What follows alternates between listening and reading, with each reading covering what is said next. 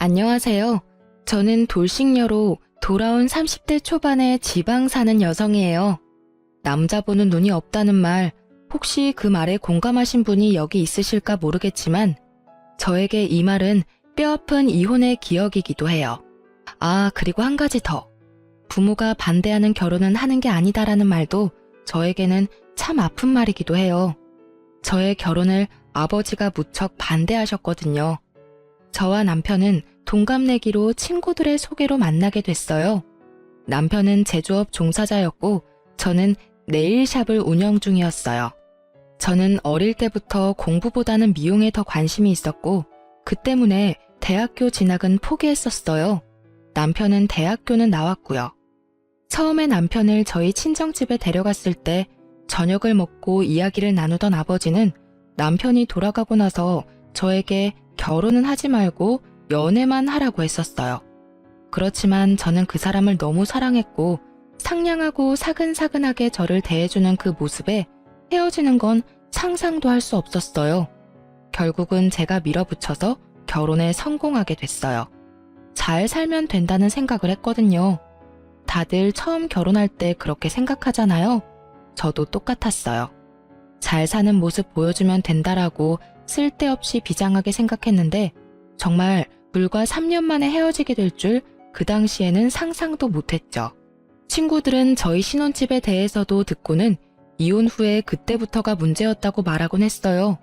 왜냐면 저희의 신혼집은 제가 살던 집의 전세금에 남편이 1,000만 원을 보태서 산 작은 아파트였거든요. 남편은 딱 1,000만 원을 보태줬고 대신 제 지분이 크다는 걸 감안해서 명의는 제 이름으로 되어 있었어요. 그래도 저는 개의치 않았어요. 사랑이라는 단 한마디만으로도 모든 게 설명됐던 콩깍지가 심하게 씌인 상태였으니까요.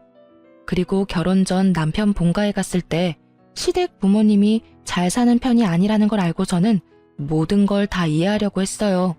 정말 그때는 모든 걸 다 퍼줘도 된다고 생각했는데 결혼을 하니 사람이 달라지더군요. 그것도 180도로 확 말이죠. 남편이 달라졌다는 걸 확실하게 느낀 건 첫 번째 결혼 기념일이었어요. 뭐든 첫 번째라는 건 무척 특별한 법이잖아요. 그래서 저도 그 특별한 날을 위해 며칠 전부터 무척 바쁘게 움직였어요. 우선은 백화점에 가서 평소에는 사기 힘든 비싼 브랜드의 커플 신발을 장만했어요. 두 사람의 기념일이니까 선물도 2개면 좋잖아요. 사면서도 남편이 얼마나 좋아할지 생각하며 저 스스로도 무척 즐거운 쇼핑이었어요. 딱히 남편에게 미리 말하지는 않았어요.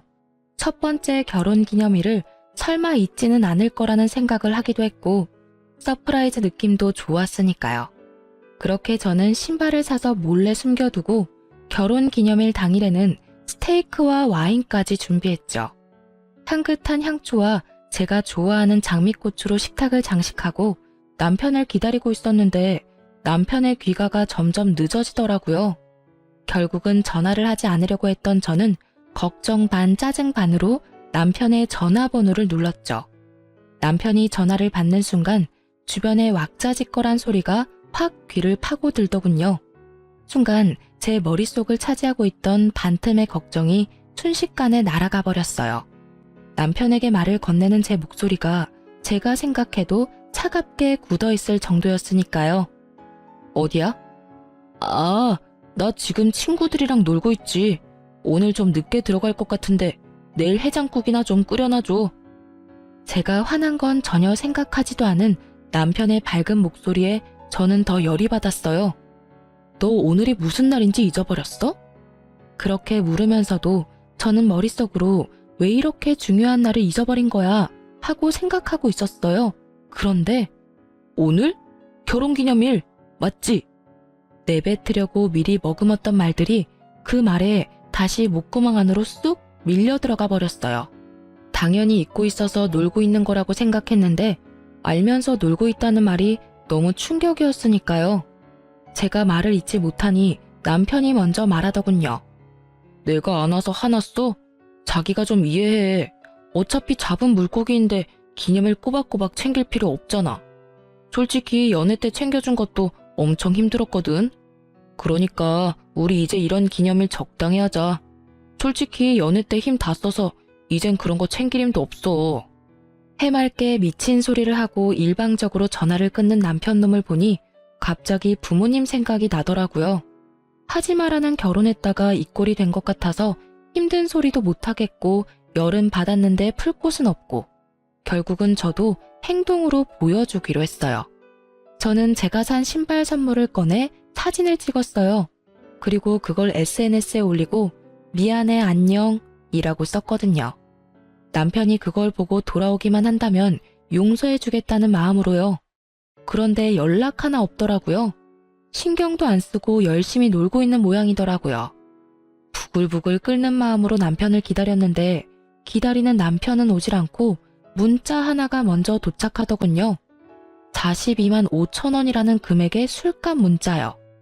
남편은요, 남들이 우쭈쭈 하는 거에 약해 빠져서 누가 엉덩이만 살살 긁어주면 자기가 뭐라도 됐냥 큰 돈도 결제하곤 했어요.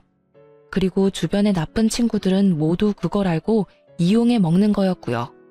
결국은 자기가 대단한 사람이 됐다며 정신승리까지 하기도 했죠. 결혼 전에는 제가 하지 말라고 하면 안 하더니 결혼하고 나니 다시 그 친구들과 친하게 지내게 됐나 봐요. 이것도 잡은 물고기에는 밥을 안 준다는 생각의 연장인 거겠죠. 잠을 자야 하는데 머릿속이 부글부글 끓으며 잠이 너무 오지 않더라고요. 더 또렷해지기만 했죠. 그리고 문이 열리고 남편이 들어오는 소리가 들렸어요. 인사불성에 빠져서는 들어오자마자 씻지도 않고 침대에 누워 바로 자더군요. 그 모습에 더 화가 난 저는 다음날 날이 밝자마자 코골며 자는 남편 놈을 남겨두고 신발을 포장된 그대로 가지고 그걸 샀던 백화점 매장으로 향했어요. 그리고 남편 것만 반품 처리했어요. 어차피 신어보지도 않은 거였으니. 그리고 저는 반품한 남편 신발값으로 제 옷이랑 액세서리를 샀어요. 백화점에서 코스 요리까지 먹고 집에 왔는데 남편이 어디 갔었냐며 난리더군요. 아침부터 어디 갔던 거야? 해놓으라는 해장국도 안 해놓고. 어제 결혼기념일 안 챙겼다고 설마 삐쳐서 밥도 안 해놓고 남편 굶긴 거야? 웃기지도 않게 상전 노릇하고 있는 남편 놈을 보니 사그라들었던 화가 다시 활활 타오르더라고요. 그래, 당신이 안 챙겨준 결혼기념일 챙기려고 나 혼자 쇼핑이나 하고 맛있는 거 먹고 왔어. 그러면서 저는 제가 산 물건들 가방을 주르륵 늘어놨어요. 남편이 기웃거리며 자기 물건을 찾는 꼴이 너무 웃겨서 웃음이 나올 뻔했어요. 근데 왜 자기 것만 사왔어? 결혼기념일인데 내 건 어디 갔어? 당신이 굳이 기념일 챙기지 말라며. 안 주고 안 받고 싶은 거라고 생각해서 준비 안 했어. 알아서 내 건 내가 챙길 테니까 네 건 네가 알아서 챙겨.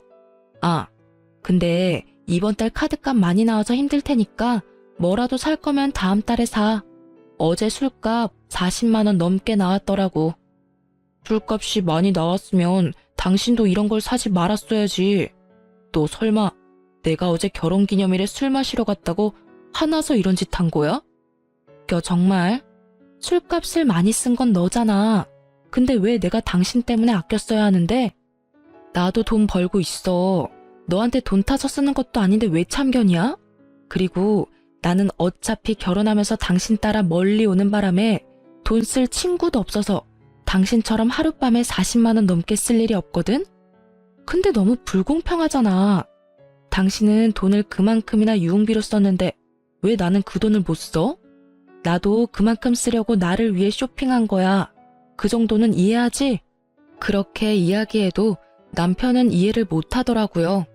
그저 자기 선물이 없다는 거에만 꽂혀서는 계속 선물 이야기만 해댔어요. 아, 장난하지 말고. 내 선물 있지? 어제 SNS 올린 거 아침에 봤거든? 신발 사놓은 거 맞지? 그거? 반품했는데? 너 어차피 잡은 물고기 밥 안 준다며? 우리 첫 결혼기념일이라 내 돈을 좀 썼는데 네가 그런 생각이면 나도 따라야지 뭐.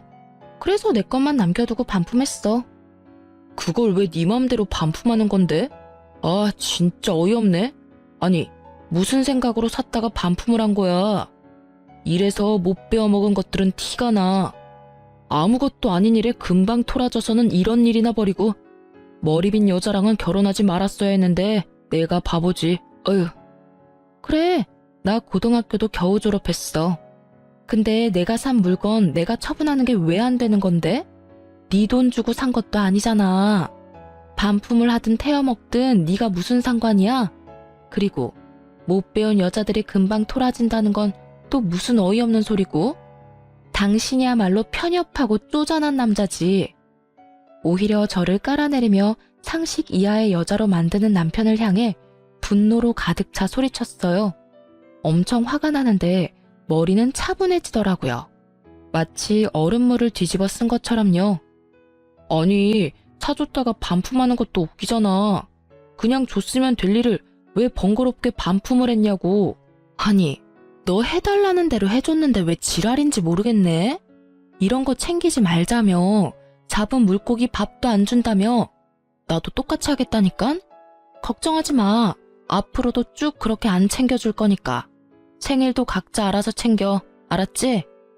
결국 신발 하나 날려먹고 앞으로의 선물 기회도 날려먹을 상황에 처한 남편은 그게 아깝기는 했는지 그 뒤로는 기념일을 꼬박꼬박 챙기더라고요. 아주 싸고 생색내기 좋은 것들로만요. 사랑이나 애정 따위는 들어있지 않은 그런 물건들 말이에요. 그러면서도 꼭 자기가 원하는 것도 꼭 챙기더라고요. 그 이후로 마음에 생긴 균열은 급하게 봉합이 됐지만 이미 무너진 신뢰는 다시 세워지지 않더라고요. 그렇지만 저희의 결혼 생활은 다시 이어졌어요. 그 정도 싸움으로 이혼을 결정하는 사람은 없잖아요. 이때는 그저 남편 놈의 나쁜 면을 하나 정도 알게 됐다는 느낌 정도였거든요. 그런 저를 이혼 생각에 빠지도록 만든 건 그로부터 2년이 되지 않던 어느 날의 일이었어요. 그때는 저희 아버지의 환갑이 곧 다가오고 있을 때였어요. 저희 아버지는 형제가 5이었는데 아버지 위로 두 큰 삼촌은 환갑이 되기도 전에 돌아가셨거든요. 그래서 저희 가족에게 환갑은 무척 중요한 행사이기도 했어요. 게다가 그 다음 해에는 시부의 칠순 잔치도 있었기에 남편과 함께 저희는 3년이 다 되어 가도록 돈을 모으고 있었어요. 각자 30만 원씩 돈을 내서 총 60만 원을 한 달에 모았으니까 그 당시에는 2천만 원에 가까운 돈이 저금되어 있었어요. 그리고 그렇게 아버지 환갑을 며칠 앞둔 날 갑자기 시부모님께서 해외여행을 떠나신다고 연락이 왔더라고요. 저는 갑작스레 여행 간다는 연락이 와서 당황했어요.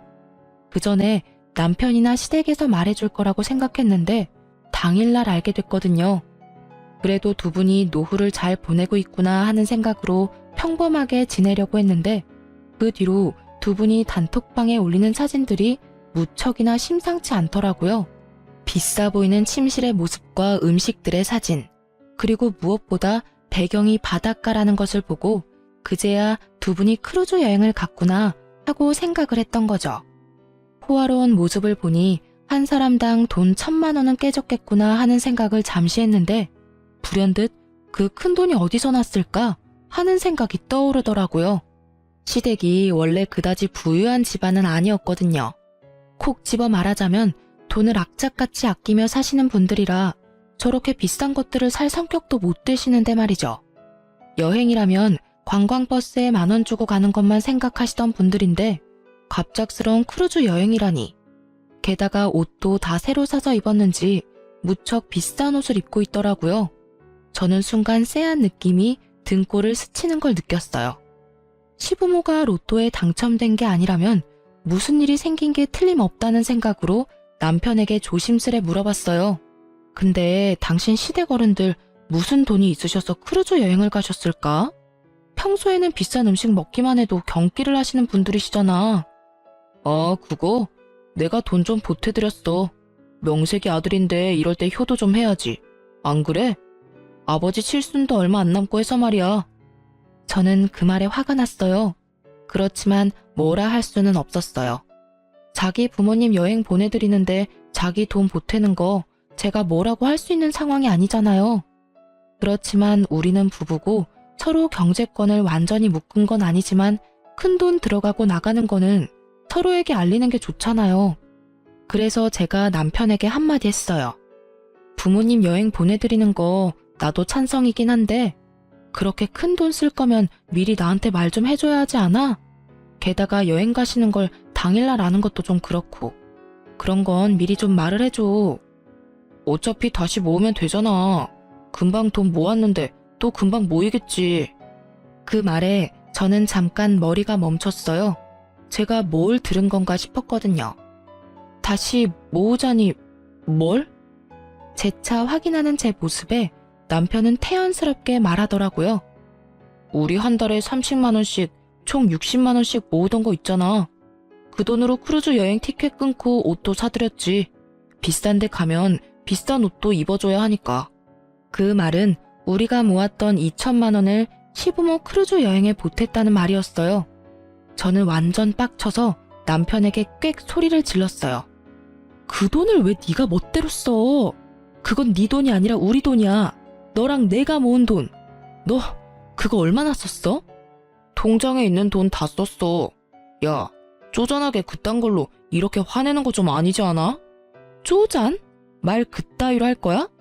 우리 아버지 환갑이 곧 내일 모레야. 어떻게 할 건데?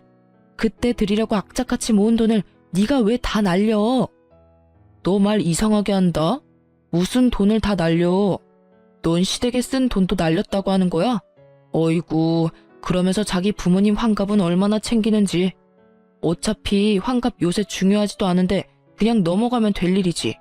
뭘 그렇게 목숨 걸듯 이야기하고 난리야? 뭐가 그리 당당한지 얼굴 빳빳하게 쳐들고 저한테 한 소리 하는 남편놈의 얼굴에 진짜 돌아버리겠더라고요. 내가 분명히 말했잖아. 우리 큰아버지들 다 환갑되기 전에 돌아가셔서 우리 집에서는 환갑도 중요하다고. 아니, 이렇게 네 멋대로 살 거면 결혼은 왜 했어? 이딴 식으로 행동할 거면 우리 이혼해. 이혼?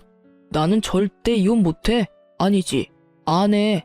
내가 도대체 뭘 그렇게 잘못했길래 이혼 이야기까지 하는 건데? 내가 못할 말을 했어? 나쁜 말을 했어? 이혼하면 내가 힘들까? 네가 힘들까?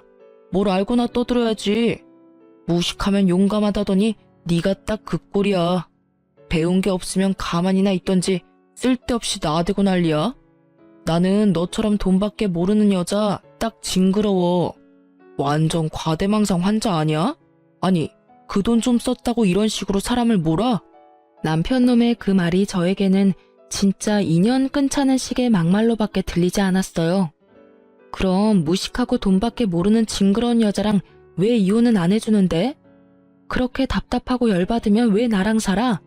배운 거 많고 돈에 초연한 그런 여자랑 살던지. 아, 맞다. 너 나한테 빨대 꽂으려고 결혼한 거지? 그래. 그러면 다른 여자 찾기 힘들겠지. 어떤 돈 많은 여자가 미쳤다고 당신 같은 남자한테 미래를 올인하겠어? 안 그래? 와이프 집안 사정 다 알고도 정신 나간 짓을 하는데 어떤 여자가 제정신으로 당신한테 오겠어? 너 말 다 했어? 어디서 그따위 소리를 짓거리고 난리야. 진짜 봐주는 것도 정도가 있다고. 내가 너 불쌍해서 데리고 살겠다고 하는 거 진짜 모르겠어? 네가 자선사업가라도 돼? 웃기지도 않아. 네 가짜는 친구들이 떠받들어주니 네가 뭐라도 되는 것 같아? 너 진짜 별거 아니야. 마누라 등이나 차먹는 천하의 호로새끼 정도지. 불쌍하다고 생각하지 말고 이혼해줘. 그렇게 저는 이혼을 선언했고 남편을 제 삶에서 분리하는 작업에 들어가기로 했어요.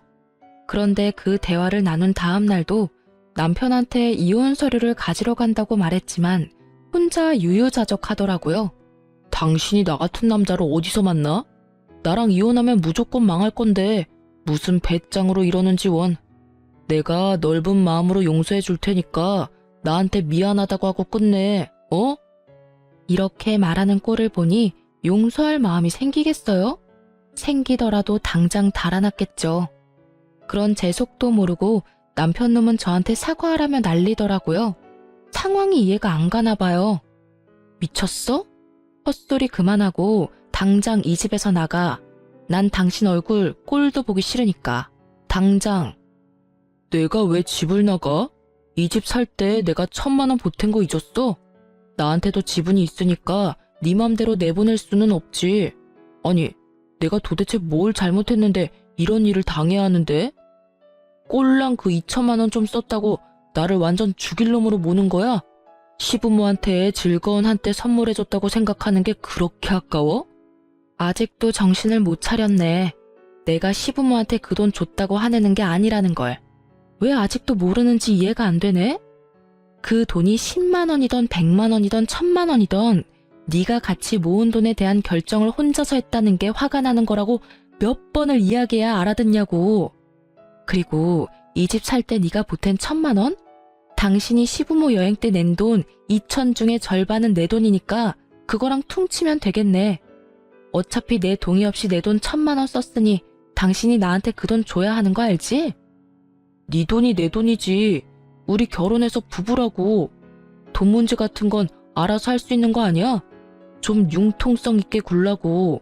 이렇게 꽉 막힌 여자였어 너? 내가 막혔냐? 네가 막혔지. 아우, 이런 것도 남편이라고 데리고 살았던 내가 정말 대단한 사람이지. 나가. 나 진짜 당신 얼굴 보고 싶지도 않으니까. 저는 남편에게 소리를 질렀지만 남편은 꼼짝도 하지 않더라고요. 유유자적 소파와 한몸이 되어 느긋한 그 모습을 보니 너무 화가 나더라고요. 그렇지만 힘에서 이길 수 없으니 다른 방법을 찾아내기로 했어요. 남편은 저의 이혼에 관한 말을 믿지 않는 분위기였고 더 이상 남편에게 소리 지르지 않았어요. 다음 날 아침 남편은 평소대로 회사를 갔어요. 저는 그때 남편의 짐을 부랴부랴 챙기기 시작했어요. 화장실에 있던 칫솔 하나까지 싹 다 챙긴 저는 점심때쯤 이삿짐 용달업체를 불렀어요. 그리고 남편 짐을 다 챙겨서 시댁으로 보냈죠. 그리고 마지막으로 집의 도어락을 싹 바꿨어요. 비밀번호뿐만이 아니라 기종까지 바꿔버렸어요. 남편의 흔적이 없으니 마음이 너무 편하더군요. 그렇게 저는 하루 가게를 쉬고 집에서 시간을 보냈어요. 저녁이 되니 남편에게 전화가 오더라고요. 문 앞에 있는 걸 알고 있었으니 전화는 받지 않았죠. 남편은 비밀번호를 눌렀지만 문이 열릴 턱이 있나요? 그런데 남편이 도어락을 해제하려고 기사를 불렀더라고요. 문 밖에서 기사가 남편과 이야기를 하는데 제가 소리를 질렀죠. 기사님, 집에 사람 있으니 도어락 열지 마세요. 문 열어주시면 주거 침입죄로 신고할 거거든요. 그리고 옆에 있는 남자분께 여기 더 이상 네 집 아니니 시댁으로 가라고 전해주세요. 제 말에 밖에서 소리가 나더니 결국 기사가 돌아간 듯 하더라고요. 남편은 집에 들어오지 못한 채 밖에서 고래고래 고함을 질렀죠. 야, 문 안 열어? 지금 장난치는 거야 뭐야? 빨리 열어. 열셀 때까지 안 열면 진짜 너 험한 꼴 볼 줄 알아? 이 무식한 여자야. 문 열 생각 없고 짐은 하나도 빠짐없이 시댁에 보냈으니 거기서 지내. 이혼 서류는 내일 보낼게. 장난쳐? 당장 문 열라고. 네가 뭔데 집 문을 걸어 잠궈? 고래고래 소리를 지르던 남편 놈은 옆집 사람의 항의에 결국 꼬리 내리고 시댁으로 가더군요. 저는 속이 시원하더라고요. 남편 놈 얼굴 안 보는 게 어찌나 속이 시원하던지. 다음날 저는 이혼 서류도 시댁에 보냈어요. 시부모님이 안 계시니 그 사이에 해결할 생각이었죠. 그런데 며칠 뒤 크루즈 여행에서 돌아온 시모가 저에게 전화를 했어요. 얘야, 여기 무슨 서류가 왔는데 이혼 서류라고 하는구나. 혹시 너희들 무슨 일이 있니? 우리 집에 아버 모시며 짐까지 다 보내놓고 여기서 회사를 다니고 있으니 대관절 이게 다 무슨 일이야? 어머님, 이런 말씀 드리기 전에 해결하려고 했는데 그 사람이랑 저 이혼하기로 했어요. 지금은 저만 이혼을 원하는 상태고 남편이 계속 거부하면 소송할 거고요. 왜 갑자기 이혼을 해? 너희 그렇게 잘 지내놓고선. 시모의 놀란 목소리가 들렸어요. 저는 시모에게 다 털어놓기로 했어요. 시댁에서도 이제는 알아야 할 상황이기도 했고요. 그 사람이 저희가 같이 모은 목돈을 몰래 혼자 다 썼더라고요. 다른 건 다 용서해도 그건 좀 아니잖아요. 개인 돈도 아니고 우리가 같이 사용하는 돈을 어떻게 그렇게 함부로 사용할 수 있어요? 그럴 리가. 걔는 절대로 그런 애가 아니야. 설마 그렇다 하더라도 필요한 곳에 썼겠지. 필요한 곳이기는 했죠. 두 분 호화 크루즈 여행 갈 때 쓴 돈이 그 돈이거든요. 저도 두 분 여행 보내드리는 거에 불만은 없어요. 그런데 사용할 거라면 최소한 미리 저한테 이야기라도 해야 하지 않나요? 그런데 저는 어머님이 사진 보내기 전까지 여행 가는 거에 대해 아무것도 몰랐어요. 게다가 그 돈은 저희가 양가 부모님 잔치 때 쓰려고 모은 돈이었어요. 특히 저희 아버지 환갑이 바로 코앞인데 그 돈 다 써버려서 저는 지금 해드릴 수 있는 게 없고요. 아니, 이런 걸 다 떠나서 최소한 저한테 미안한 감정이라도 가져야 하는 거 아니에요? 아예 저를 무식하고 돈만 밝히는 여자라고 얼마나 고래고래 소리를 치는지. 그래서 이혼하기로 했어요. 제 말에 시모가 꿀먹은 벙어리가 되더군요.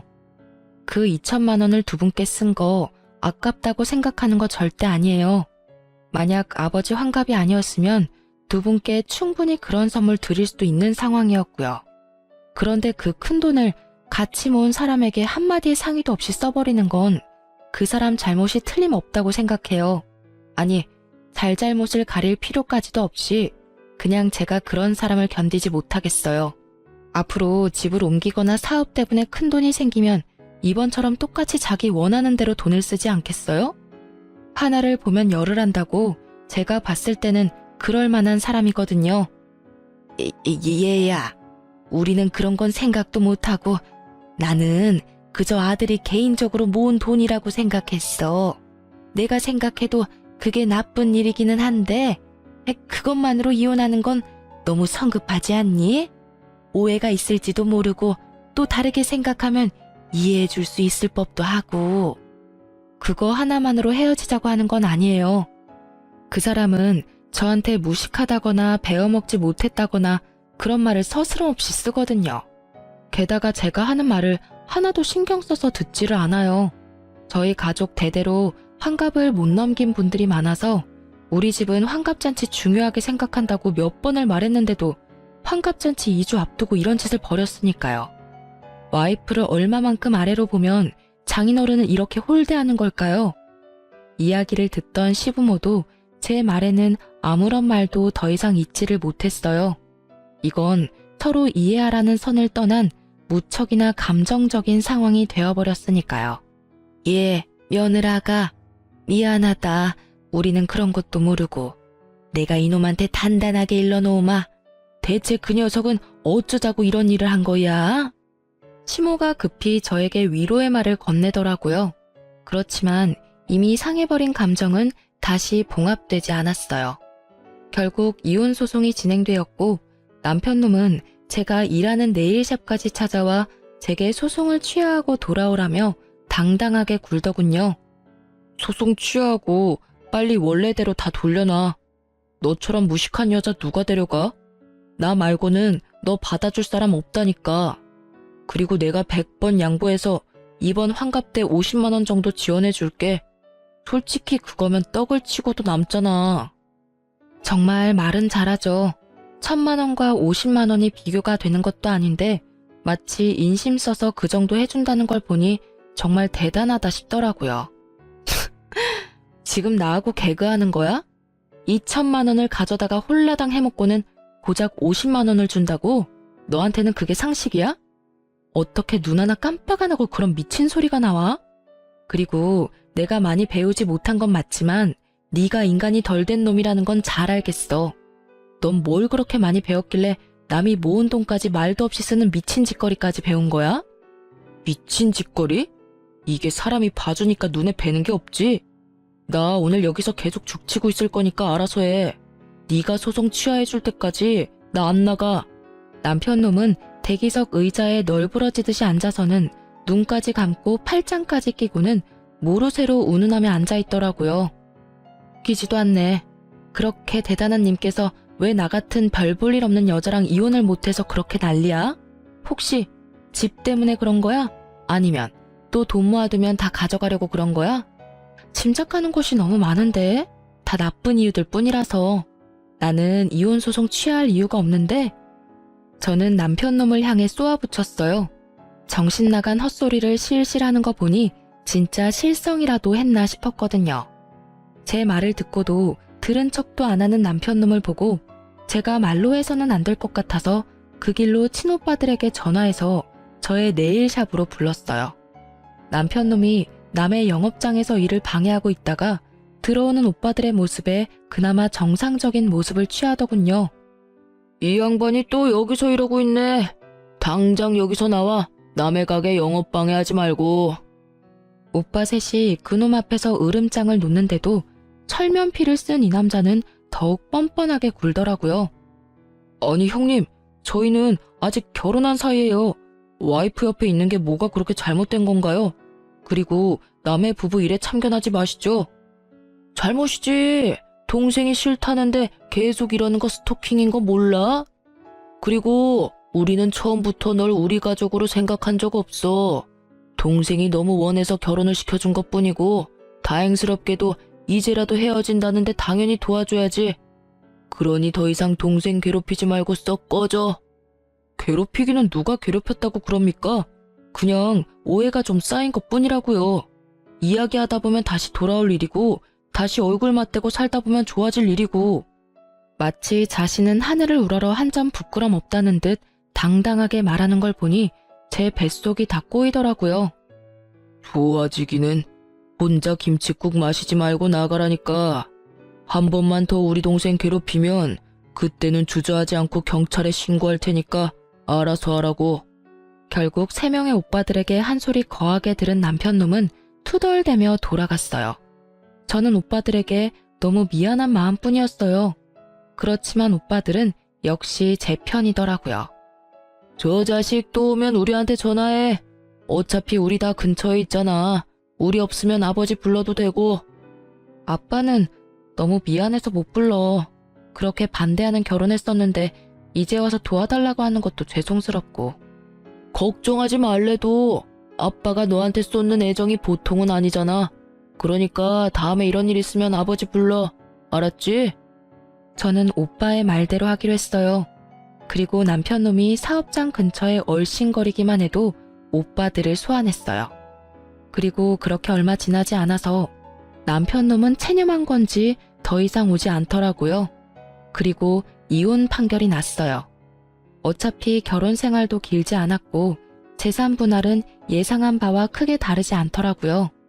그 집은 제 품에 돌아왔지만 사실 더 이상 살고 싶은 마음도 없었고 그 집이 제가 원했던 집도 아니었거든요. 그저 전 남편 사정에 맞춰 찾은 집이었을 뿐이니까요. 그래서 소송 끝나고 법률관계 정리 끝나고 나서는 후다닥 집부터 팔아버렸어요. 그런데 이렇게 모든 게 깨끗하게 끝났으면 좋았을 텐데 갑자기 전 남편이 제 가게로 다시 찾아왔더라고요. 구질구질하게 구는 남편놈 때문에 진절머리가 날 지경이었지만 가게에서 난동을 피우며 헛소리를 하더라고요. 아니, 왜 네가 집을 가져가? 그 집 살 때 나도 돈 1,000만 원 낸 거 알잖아. 그러면 나한테도 뭐 좀 떨어져야 하는 거 아니야? 이건 한참 잘못됐어. 소송이 잘못된 거라고. 게다가 애초부터 잘못은 네가 했는데 피해는 내가 봐야 하는데 둘이 같이 모은 돈이니 내가 어떻게 쓰던 네가 따라와주면 될 일이잖아. 네가 이해심이 모자라서 이혼을 하게 됐는데 피해는 왜 내가 받아야 하냐고. 구구절절 하는 말마다 내게 잘못을 떠넘기는 걸 보니 여전히 반성이라고는 하나도 안 하고 있더라고요. 그 이야기를 듣고 있던 제가 열받아서 한 소리 하려는데 네일샵 안쪽으로 아버지가 들어오시더라고요.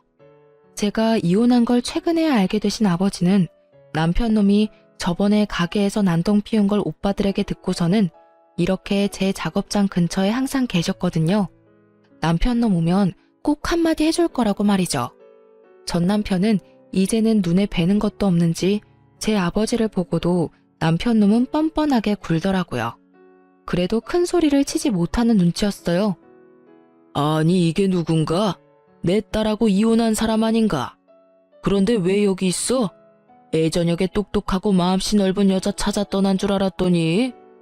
아니 장인어른, 어르신도 생각해보세요. 이 상황이 제가 잘못해서 벌어진 일이냐고요. 저는 우리 부모님께 효도 한번 한 것뿐이고 솔직히 결혼했으면 시댁 부모 챙기는 것도 당연하잖아요. 그런데 왜 제가 이혼을 당하고 집까지 뺏겨야 하는지 이해가 안 돼서 그럽니다. 그래, 각자 부모 챙기는 건 당연하지. 그런데 그럴 거였으면 자네 돈으로 효도하지 그랬어. 마누라 돈으로 생색냈으면서 사과는커녕 뻣뻣하게 굴지 않나. 그리고 무식하다고 욕할 때는 언제고 지금 여기 와서 이러고 앉아있어. 절이 싫으면 중이 떠나는 법이지. 자네가 집 가진 우리 딸이 싫으면 자네가 떠나는 게 맞지 않나. 설마 이제 와서 사랑 같은 정신 나간 소리 하려는 건 아닐 거고. 그럼 그 집이 그렇게 아깝나? 그렇게 말씀하시면 안 되죠. 소송 자체부터가 잘못된 거라고요. 저는 하늘에 맹세코 잘못한 게 없고 왜 피해는 제가 고스란히 다 받아야 되는지 모르겠습니다.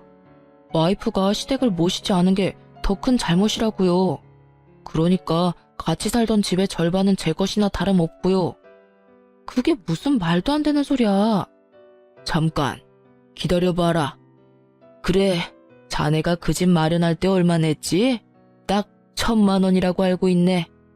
그렇다면 자네가 쓴 2천만 원에 대해 아무 책임을 물지 않을 테니 자네도 그 집에 쓴 1,000만 원에 대해서는 아무 책임을 묻지 말게. 계산은 그거로 끝이야. 그렇지만 저도 재산 형성에 크게 도움이 됐다고요. 그 부분을 인정을 안 해주시니까. 제가 돈을 벌어서 엄한데 썼겠습니까? 다 가족을 위해서 쓴 거지. 그러니 재산 형성에 도움이 된 거잖아요. 야, 네 그 쓰레기 같은 친구들한테 한 달에 100만 원을 뜯기는 호구가 너야. 그 친구들이 너 좋아서 네 옆에 있는 줄 알지?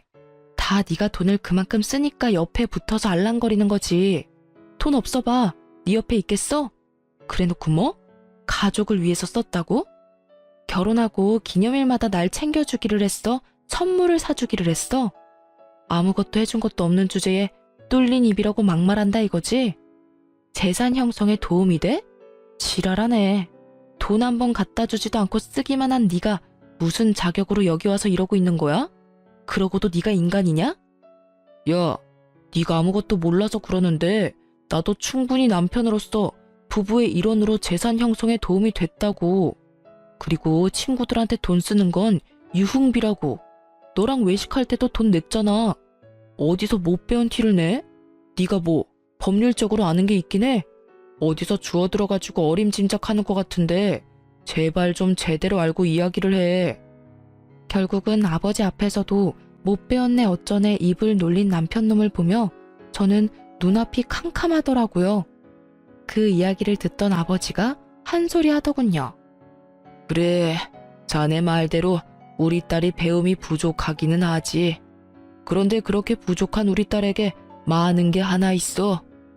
이제 와서 자네한테 이런 말 하는 게 미안해서 말 안 하려고 했는데 말이지. 우리 딸은 돈복이 많지.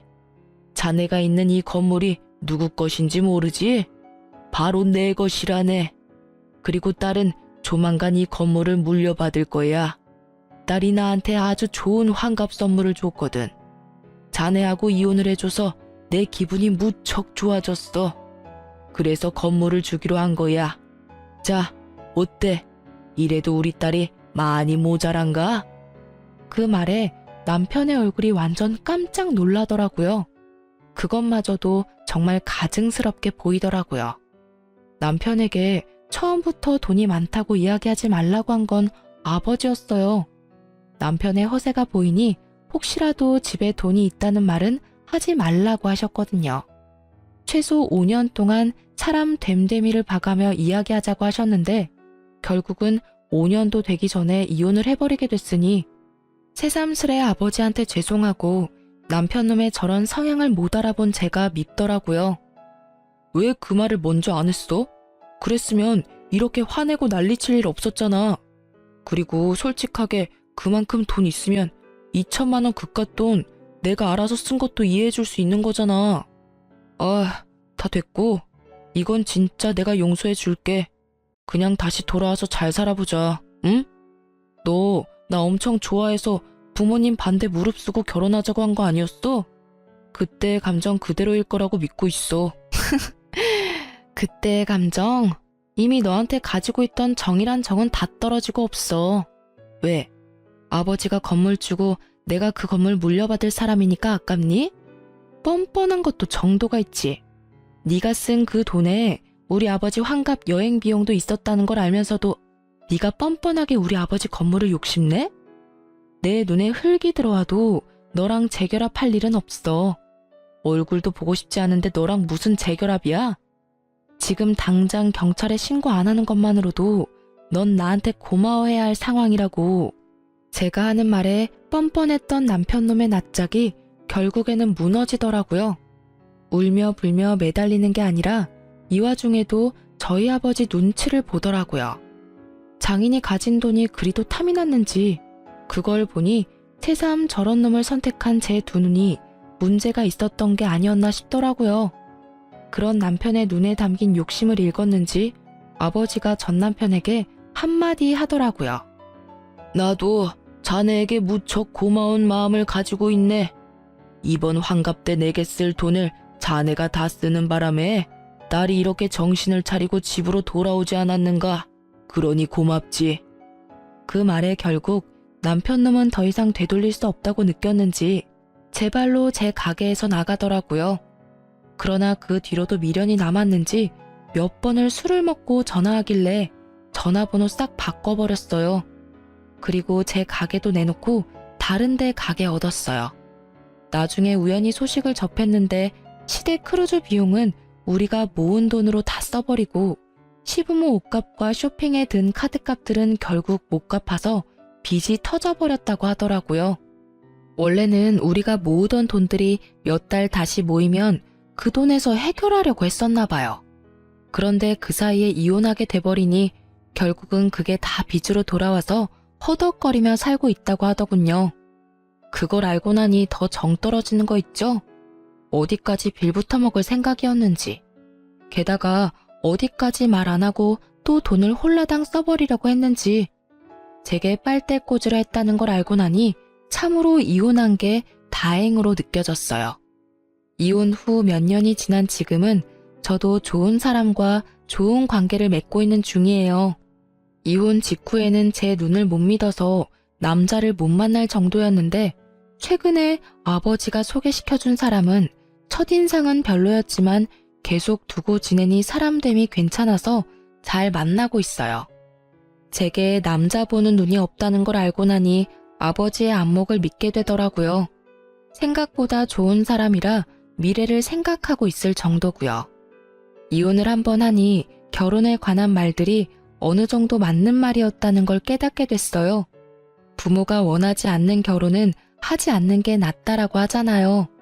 세상을 좀 더 산 사람들 눈에는 제가 보지 못하는 무언가가 보이는 것 같아요.